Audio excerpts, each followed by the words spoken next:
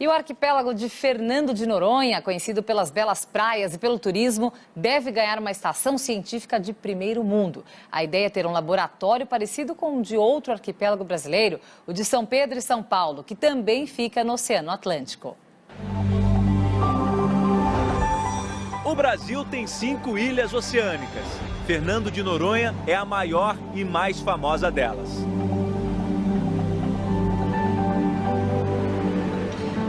Mas, seguindo adiante, 600 quilômetros em alto mar, encontramos o Brasil mais distante do continente. São Pedro e São Paulo é um arquipélago que tem 10 pequenas ilhas rochosas. Não tem vegetação e nem água doce. Aqui já estamos no hemisfério norte. Faz calor o tempo todo. Se até o dono da casa está abrindo o bico, imagina a gente.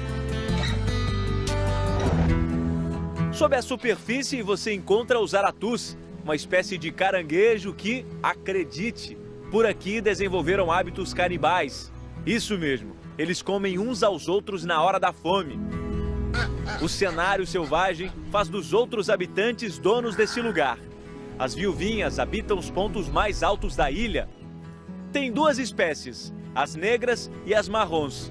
Comum entre elas só a ferocidade com que defendem seus ninhos.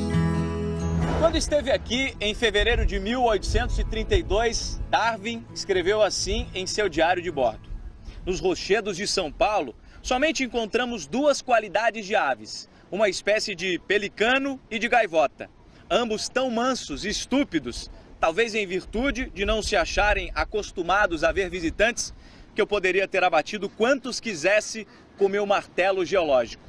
Ele só esqueceu de avisar que a uma distância dessa, eu estou correndo risco demais de voltar para o Brasil com uma bicada no braço.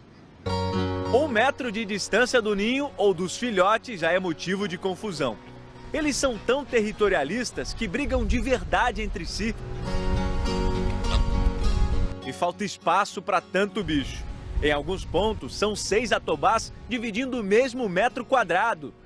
Os machos são esses de olhos azuis.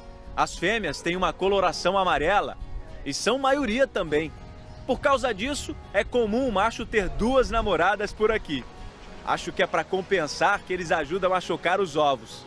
Os filhotes nascem branquinhos e, à medida que vão crescendo, mudam a cor das penas. Uma coisa que o Darwin notou também é este branco fosforescente nas pedras. Sabe o que é? O cocô dos atobás. Sim, eles fazem uma sujeira danada. Que o diga a turma que tem que limpar as placas de energia solar todo santo dia. Você já viu que a energia aqui é solar. A água doce vem em galões do continente. E o sinal de telefone e internet chega via satélite.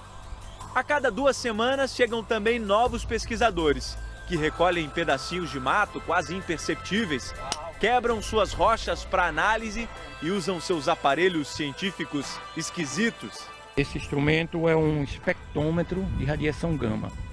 Ele mede a radiação gama total e depois discrimina quais são os elementos químicos radioativos que predominam aqui na região. Perto dali, um barco com cerca de 6 pescadores dá apoio a quem se hospeda na ilha. A gente passa o tempo contando e ouvindo histórias, como desses 2 que sobreviveram a um naufrágio.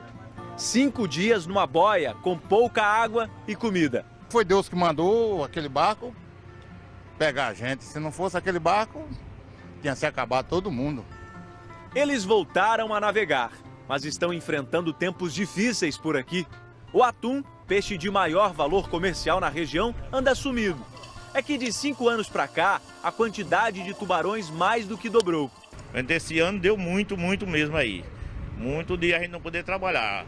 Segundo os biólogos, isso é uma boa notícia. É que a pesca predatória de tubarões passou a ser controlada com mais rigor desde 2013.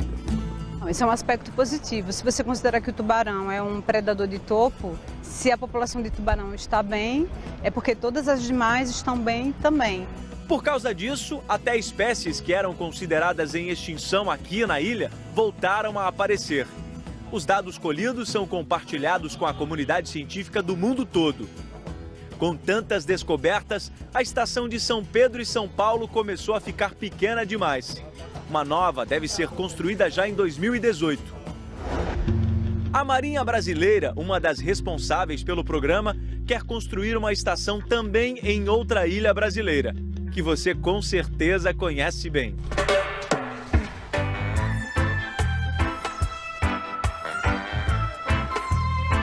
Você pode pensar que Fernando de Noronha nasceu para o turismo, né? E não está errado de achar isso não. Mas o que às vezes escapa aos olhos de quem vem aqui contemplar tudo isso não passa despercebido pela ciência. Esse aqui é mais um grande laboratório a céu aberto no Brasil. Uma biodiversidade marinha de fazer inveja a qualquer outra parte do mundo. Peixes coloridos em águas rasas e cristalinas. E espécies únicas nas águas profundas de Fernando de Noronha. Além, claro, dos donos dos mares, os tubarões, golfinhos e tartarugas marinhas deixam esse pedaço do Atlântico ainda mais belo e simpático. A estação, com capacidade para abrigar até 20 pesquisadores, vai ser construída neste terreno perto do porto. A obra deve custar cerca de 3,5 milhões de reais. O projeto já está em fase final. O próximo passo é a captação de recursos. É um custo relativamente pequeno quando nós levamos em consideração todas as oportunidades que estão envolvidas aí. O processo de formação de pessoal, a geração de conhecimento, o desbravamento de uma área que ainda requer a necessidade de muito investimento, uma vez que a gente conhece muito pouco ainda desse ambiente marinho.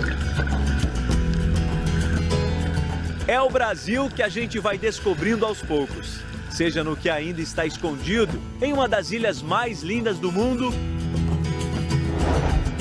ou num conjunto de rochas, pequeno e quase invisível, mas rico como o nosso país.